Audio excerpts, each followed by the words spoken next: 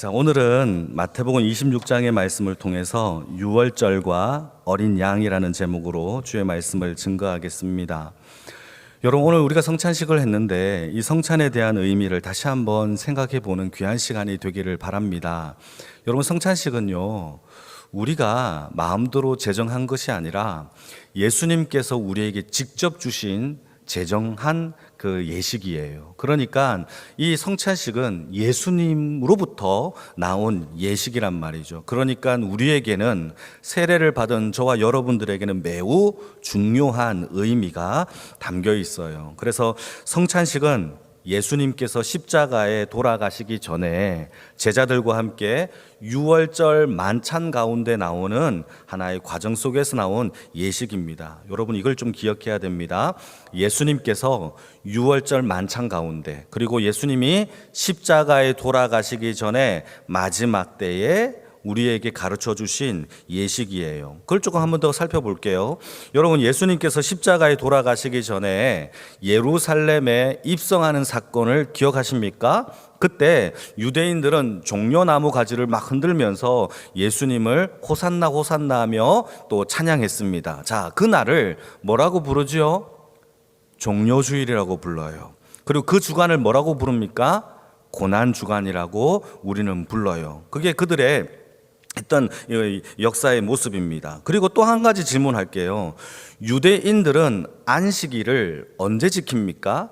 월요일 날 지킵니까? 토요일 날에 지킵니까? 토요일 날에 지킨단 말이죠. 그러나 저희들이 오늘 지키는 이 주일날은 토요일이 아니에요. 왜냐하면 우리가 지키는 이 기독교의 이 주일은요, 왜 그렇게 되느냐? 예수님께서 죽음에서 부활하신 생명의 날인 안식 후 첫날 예수님께서 부활하셨어요. 그러니까 안식일 그 다음 첫날이 어떤 날이죠? 바로 주일이에요. 세상 사람들은 썬데이라고 불리는 일요일이 바로 오늘이란 말이죠. 그래서 우리는 예수님이 죽음에서 살아나신 생명이 있는 날, 다시 말해서 안식 후 첫날에 우리는 이것을 기념하여 우리는 예배를 드리고 또 주일로 섬기게 되는 것이란 말이죠. 그러나 유대인들은 예수님을 자체를 믿지 않으니까 여전히 안식일을 지킨단 말이에요. 그리고 유대인들이라면 반드시 지켜야 할 3대 절기가 있어요. 그 3대 절기가 무엇인지 아십니까? 첫 번째는 유월절, 두 번째는 맥주절, 세 번째는 수장절 또는 장막절이라고 불리는 절기예요. 유대인들은요, 반드시 이 세 개의 절기를 반드시 지켜요. 거룩한 성일로 여기고 뿐만 아니라 그날을 하나님 앞에 거룩하게 드리기 위해 일주일 동안 그 성일로 지켜내는 것이 바로 유대인들의 절기를 지키는 모습이란 말이에요. 자, 이걸 조금 더 종합을 해보게 되면 예수님께서 종려주일을 통하여 예루살렘에 입성하신 그 고난의 주간이 바로 유대인들의 가장 큰 절기인 유월절이 있는 절기였어요. 그러니까 예수님은 언제 돌아가셨느냐? 금요일 날에 돌아가셨어요. 그러니까 그 다음 날이 무슨 날이다? 토요일, 유대인들의 안식일인 거예요. 그러니까 이걸 종합을 해보게 되면 예수님께서 예루살렘에 입성하여 십자가에 돌아가신 그날은 유대인의 가장 큰 절기인 유월절이 있는 절기이고, 그리고 예수님의 십자가에 돌아가신 날은 금요일이고 그 다음 날은 안식일로 지켰기 때문에 여러분, 유대인들의 입장에서는요, 유월절도 있고 안식일도 있는, 한마디로 얘기하면 큰 성일이 바로 예수님께서 십자가에 돌아가신 사건 가운데 그 절기였어요. 한번 읽어볼까요? 요한복음 19장 31절 말씀을 같이 한번 읽겠습니다. 시작. 이 날은 준비일이라 유대인들은 그 안식일을 어떤 날로 불렀다? 큰 날로 불렀대요. 왜냐하면 유월절 준비일과 안식일이 공교롭게도 함께 있어요. 계속 읽어볼까요? 시작. 그 안식일에 시체를 십자가에 두지 아니하려 하여 빌라도에게 그들의 다리를 꺾어 시체를 치워달라 하니. 여러분, 그 안식일이 거룩한 날이고 유대인의 절교 그 다음 날은 안식일이니까 이 거룩한 날에 시체가 있으면 돼야 안 돼요? 안 되니까 유대인들이 빌라도에게 찾아가서 빨리 시체를 치워주세요 라고 요구한 거예요. 그러니까 예수님은 십자가에 돌아가시고 제대로 된 장례식을 치르지 못하고 그냥 치워진 채 그게 바로 예수님의 장례였단 말이에요. 그게 그들이 했던 모습이에요. 그러니까 유월절도 큰 날이지만 거룩한 안식일을 유대인은 지키기 위하여 했단 말이죠. 자, 그러면 유월절이 어떤 날인지도 한번 살펴봅시다. 유월절이 어떤 날이냐 하면 유대인들에게 있어서 유월절은 굉장히 중요합니다. 왜냐하면 이스라엘 백성들이 애굽 땅에서 400년 동안 노예로 있었을 때에 하나님이 모세를 통하여 그들을 출애굽시키는 사건이 있었어요. 여러분, 이때 하나님이 출애굽시키실 때 애굽 땅에 10가지 재앙을 하나님이 내리시는데, 자, 중요합니다. 애굽 땅에 10가지 재앙이 일어났어요. 자, 무슨 땅에? 애굽 땅에. 자, 이스라엘 백성들은 어느 땅에 있었죠? 애굽 땅에 있었어요. 여러분, 중요하죠. 그리고 마지막 재앙이 무슨 재앙이냐? 그 재앙이 장자의 죽음이라는 재앙이에요. 이 장자의 죽음은 무슨 뜻이냐? 애굽 땅에 사는 모든 장자들은 다 그날 죽음을 받는 심판이 이르는 이 재앙이에요. 자, 그러면 여러분 한 가지 질문 던져볼게요. 여러분, 애굽 땅에 사는 모든 장자들이 죽임을 받는 것이 장자의 죽음의 마지막 심판인데, 여기서 우리가 간과하고 있는 것이 있는데 애굽 땅이라는 걸 자꾸 까먹어요. 이스라엘 백성들도 그때 애굽 땅에 살았단 말이에요. 그러니까 장자의 죽음 가운데서 심판을 받을 때 이스라엘 백성들은 예외가 돼요, 안 돼요? 안 돼요. 예외가 될 수 없어요. 다시 말해서 이스라엘 백성들도 장자들이 다 죽어야 되는 심판이 있었던 거예요. 그럼에도 불구하고 하나님이 모세를 통하여 이스라엘 백성들에게 구원받을 수 있는 길을 알려준 것이 어린 양을 잡아 그 피를 임방과 문설주에 발라서 너희들은 그 안에 들어가 어린 양 잡은 그 고기를 먹는 것이 그들에게 주신 유월절의 절기인 겁니다. 자, 다시 여러분, 정말 중요한 이야기예요. 여러분, 누구나 다 애굽 땅에 있으면 다 심판을 받아야 해요. 그럼에도 불구하고 우리에게 길을 열어주셨는데, 구원할 수 있는 길을 어린 양을 잡아 이 희생되어 피를 임방과 문설주에 발라 그 안에 머물어 그 이 어린 양을 먹고 안에 있으면 하나님의 여호와의 사자가 심판을 하러 각각 모든 집을 방문할 때에 피가 발린 그 집은 어떻게 하시겠다? 넘어가겠다, 심판하지 않겠다. 월담할 때 이 월자죠, 유월하겠다라고 하나님이 약속을 해주신 거예요. 그러니까 여러분, 이 구원이 우리의 구원과 똑같은 거죠. 모든 죄인들은 다 심판받아야 해요. 어떤 그 누구도 예외 없이. 그럼에도 불구하고 하나님의 어린 양 예수를 이 땅에 보내주셔서 그 피를 우리에게 다 발라주셔서 우리를 하나님의 심판대에서 유월 넘어가시겠다라고 하시는 것이 유월절의 의미, 내용이라는 사실입니다. 이 심판은요, 애굽 땅의 왕의, 바로 왕의 왕자도 죽어야 됐고요, 감옥 속에 있는 사람도 죽어야 됐고요, 뿐만 아니라 노예인 이 종의 장자도 죽었어요. 심지어 성경에 가축의 첫 태어난 초태생들도 다 죽었다라고 성경 기록하고 있죠. 그러니까 애굽 땅에는 큰 대재앙이 일어난 겁니다. 그럼에도 불구하고 하나님이 이스라엘 백성들에게는 유월절 어린 양을 통하여서 그 피를 보고 하나님이 심판에서 유월하여 그 죽음에서 건지신 사건이 바로 유월절 구원의 사건이란 말이에요. 그러니까 예수님께서 십자가에 돌아가실 때에 그 유월절의 어린 양의 모습처럼 예수님도 성찬을 제자들과 함께 하시면서 이 살과 피를 먹고 마심으로 인하여 너희가 내 안에 거하고 내가 너희 안에 거함으로 하나님의 심판이 유월되어진다라는 것을 우리에게 선포하고 알려주는 것이 바로 성찬식의 의미이라는 사실입니다. 그리고 또 한 가지 중요한 게 있어요. 여러분, 이 유월절의 이 식사의 자리, 준비일 때 항상 식사를 먼저 하는데 유월절의 식사의 자리에는요, 반드시 가족 단위로 모여요. 멀어봤자 친척이에요. 멀어봤자 가족 같은 친구들은 부를 수 있대요. 이거는 제가 얘기하는 게 아니라 히브리인이 직접 얘기하는 거예요. 유대인들이 직접 얘기하는 거예요. 그러니까 지금도 마찬가지예요. 가족 단위로 유월절에 만찬을 즐기는데, 자, 이때 예수님께서 제자들과 함께 만찬을 초청하시고 함께 만찬을 즐겼다라는 것은 무슨 뜻입니까? 예수님의 제자를 어떤 관계로 이해한다? 가족 관계로 이해하겠다라는 선포인 겁니다. 그러니까 제자들은요, 그 유월절 만찬에 초대된 것만으로도 와, 내가 예수님과 함께 가족 이상의 관계고 하나님께서, 예수님께서 나를 받아주셨구나라고 이해할 수 있다라는 것이죠. 이렇게 행복한 식사의 자리에서 예수님께서 뭐라고 말씀을 하시느냐? 이게 오늘 본문입니다. 뭐라고 얘기하시느냐? 26절을 같이 한번 읽어보실까요? 26절 시작. 그들이 예수께서 떡을 가지시사 축복하시고 떼어 제자들에게 주시며 이르시되 받아서 먹어라, 이것은 내 몸이라 하시고. 여러분, 26절의 얘기입니다. 그들이 먹을 때 예수께서 떡을 가지시고 축복하시고 떼어 제자들에게 주시며 이르시되 받아서 먹어라, 이것이 내 몸이라 라고 하면서 27절 28절에는 뭐라고 얘기하느냐? 이 잔을 가지시고 이것을 마시라, 이것은 내 피라 라고 얘기하는 겁니다.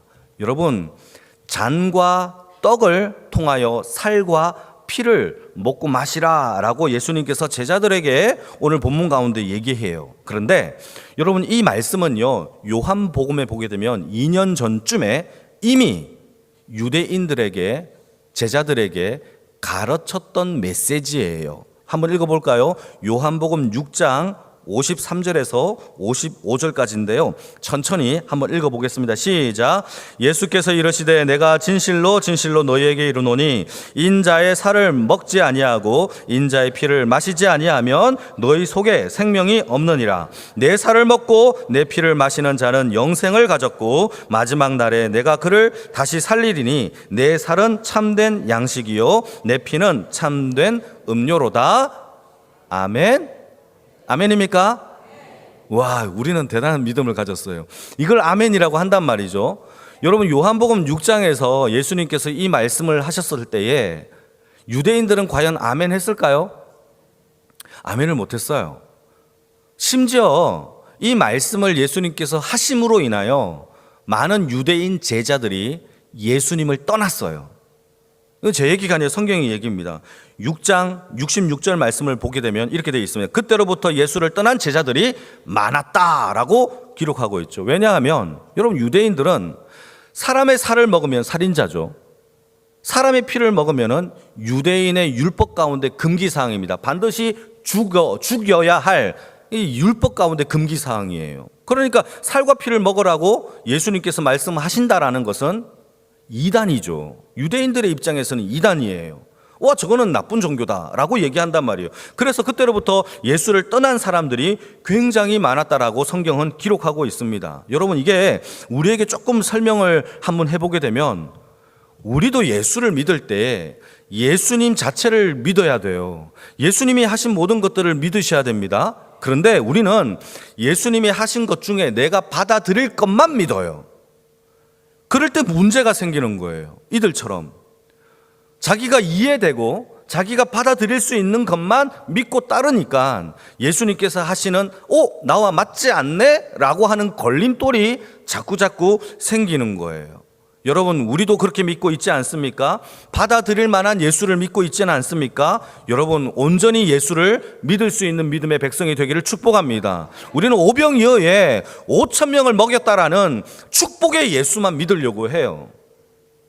그런데 예수님은 자기를 부인하고 자기 십자가를 지고 고난의 길도 가래요. 나와 함께 고난을 받으래요. 나와 함께 죽재요. 그런데 우리는 그건 싫어하죠. 듣고 보니까 이거는 나하고 안 맞네 라고 판별하여 이거는 받아들이고 안 받아들이고 한다라면 우리도 이때 유대인들과 다를 바가 없단 말이에요.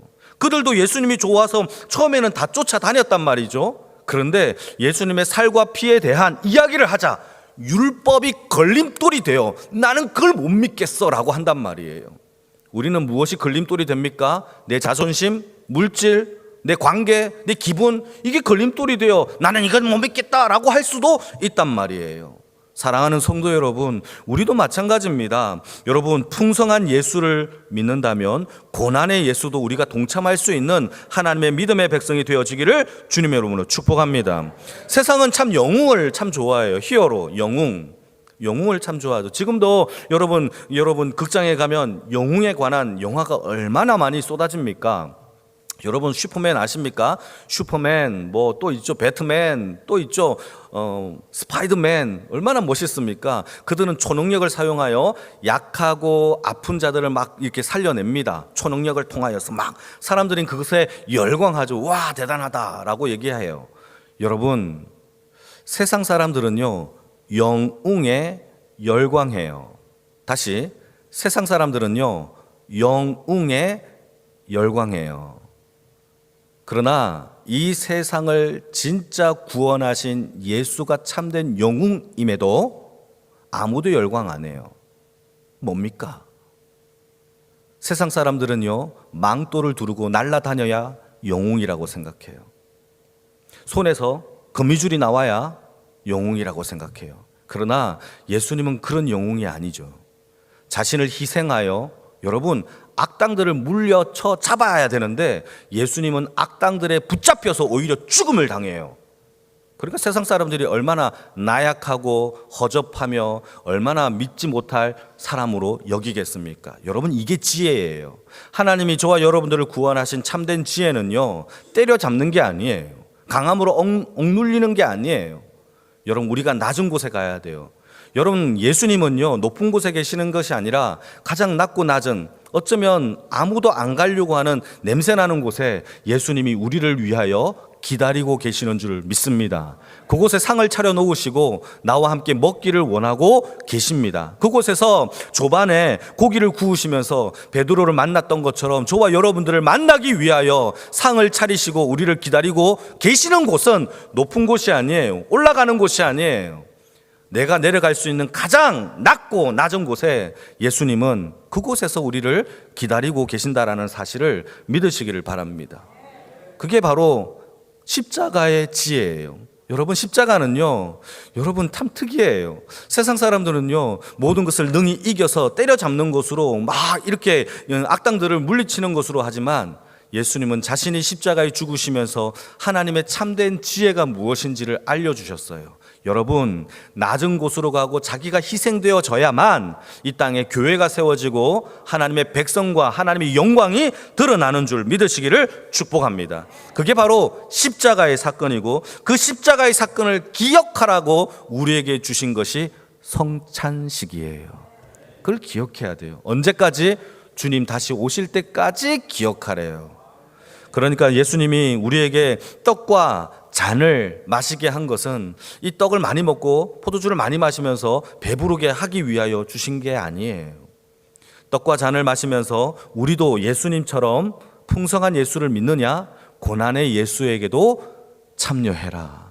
십자가의 길을 걸어가라 라고 우리에게 요청하는 거예요. 뿐만 아니라 예수님도 살과 피를 우리에게 쏟으신 것처럼 우리도 살과 피를 쏟으면서 다른 사람에게 희생할 것을 우리에게 기억하라라고 주신 것이 바로 성찬식의 내용이라는 사실이에요. 여러분 그러한 성찬식이 되어지기를 주님의 이름으로 축복합니다. 그런데 문제는요 우리는 다 죄인이에요. 다 죄성을 가지고 있어요. 목사인 저도 아무리 거룩한 설교를 해도 여러분 스스로 남을 위하여 살지 못하고 내 살과 피를 쏟지 못해요. 저도 그래요. 어떤 그 누구도 여러분 스스로 할 수 있는 사람이 있겠습니까? 그런데 우리 스스로는 안 되지만 이게 가능한 방법을 우리에게 주셨어요. 그게 무엇인지 아십니까? 바로 예수의 생명에 우리가 접붙임을 받으면 돼요. 여러분 우리의 능력이 아니에요. 예수님께 접붙이면 돼요. 통과되지 못하는 그 삼엄한 경비가 있는 이 군 부대에 대대장과 함께 가면 통과가 돼요. 마찬가지예요. 우리의 생명으로는 절대 통과할 수 없지만 나와 함께 붙어 있는 예수의 생명이 드러나면 여러분 그건 통과가 될 수 있다라는 사실이죠. 그러니까 저와 여러분들이 예수에게 접붙임을 이미 받으신 줄 믿으시길 축복합니다. 그렇다면 예수의 생명으로 풍성한 교제가 여러분 이것을 가능하게 한다라는 사실을 믿으세요. 그게 확인되고 경험되는 자리가 예수님의 살과 피를 먹는 이 자리라는 사실입니다. 하나님께서 이 세상을 창조하실 때에 피조물에게 다른 피조물과 다르게 독특하게 인간에게만 두 가지 특이한 것을 하나님이 주셨어요. 첫 번째는 하나님이 인간을 만드실 때 다른 피조물과 다르게 하나님의 모양과 형상대로 우리를 지으셨어요. 굉장히 다른 동물들과 달라요. 우리의 모양은요, 하나님의 모양과 형상이에요. 믿으십니까? 이게 첫 번째 특징이고, 두 번째, 다른 피조물에게는 절대 하지 않았지만 우리 인간에게는요, 흙으로 사람의 모양을 형상을 다 지으시고는 그 코에 하나님의 생기를 후 불어넣으셨어요. 그러니까 여러분, 우리에게 있는 이 살아있는 생명은 원천이 어디에 있습니까? 하나님이 주신 거예요. 여러분, 이 두 가지가 무엇을 의미하는 줄 아십니까? 하나님의 모양대로 지으셨고 하나님의 생명을 이어받은, 함께 공유받은 우리 인간, 이 공통점이 뭔지 아십니까? 하나님과 교제할 수 있는 권력, 권세를 우리에게 주셨다라는 사실이에요. 다른 피조물들은 그렇지 않죠. 여러분, 사람들도 마찬가지예요. 여러분, 스피커와 교제하는 사람 있나요? 예, 낙타와 교제하는 사람 있나요? 그렇지 않아요. 모양과 형상대로 지은 자기의 동일한 닮은 사람과 우리는 교제한단 말이에요. 마찬가지로 하나님이 저와 여러분들을 모양과 형상대로, 그리고 자기의 생명을 우리에게 주신 것은 하나님이 우리와 뭐 하겠다? 창조 때부터 우리와 교제하시겠다라고 하나님이 약속해 주신 겁니다. 여러분, 그래서 우리는요, 우리의 필수 조건은요, 하나님과 교제해야 돼요. 예수님 안에서 풍성한 교제가 일어나야 해요. 말씀과 기도에 여러분 애쓰시기를 주님의 이름으로 축복합니다.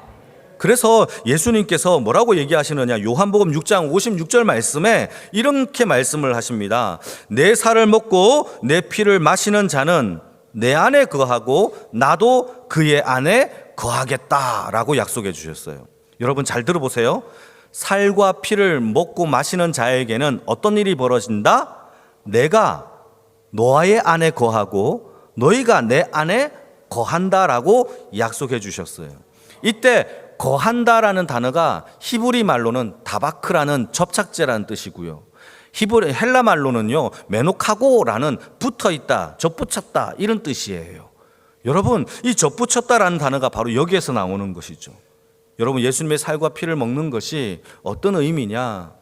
예수님 안에 거하고 예수님이 내 안에 거하는, 나는 예수님과 이제 붙어있는 사람입니다 라고 하는 선포이고 고백인 줄 믿으시기를 축복합니다.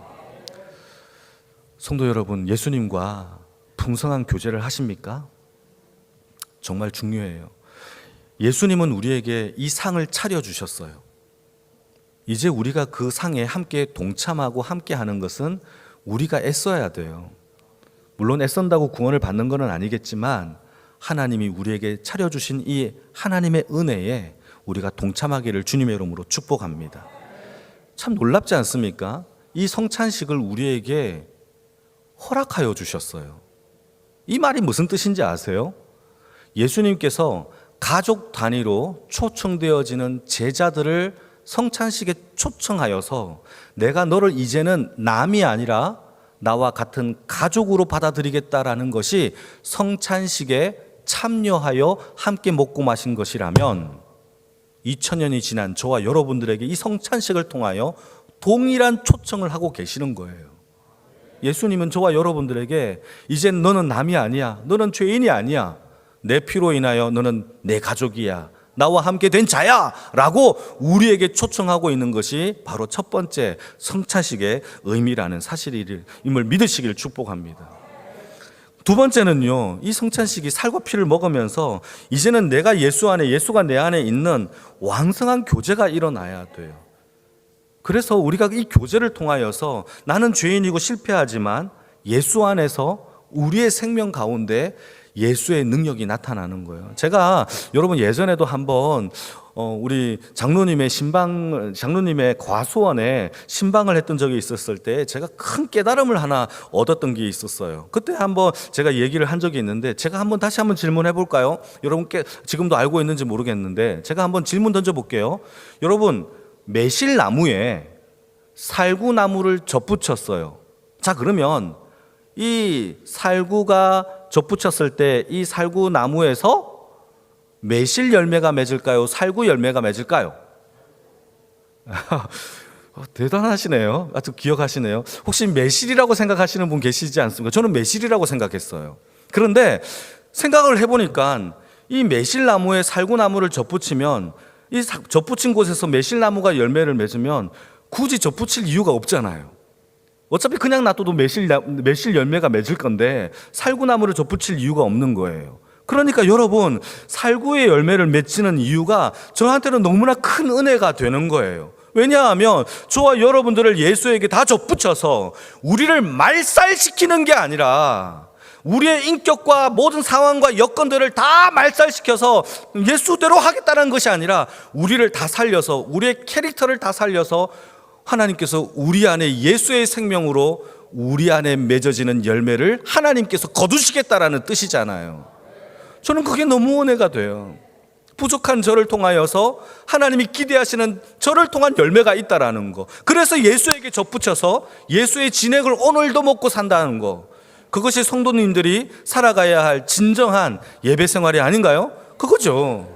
여러분, 우리는 다 예수에게 접붙였습니다. 우리의 인격을 말살시키시는 분이 아니에요. 우리가 가진 능력, 가진 모든 것들을 통하여서 하나님께 영광을 올려드리는 주의 백성의 삶이 되어지기를 주님의 이름으로 축복합니다. 그래서 예수님은 우리에게 생명을 주셨고, 농부이신 우리 하나님은 우리를 통하여 그 생명의 열매를 우리 가운데, 삶 가운데서 맺으시는 그 열매를 받으셔서 영광 가운데 받으시는 그러한 인생의 삶이 저와 여러분들의 모든 삶 가운데서 가득 넘치기를 주님의 이름으로 축복합니다. 아멘.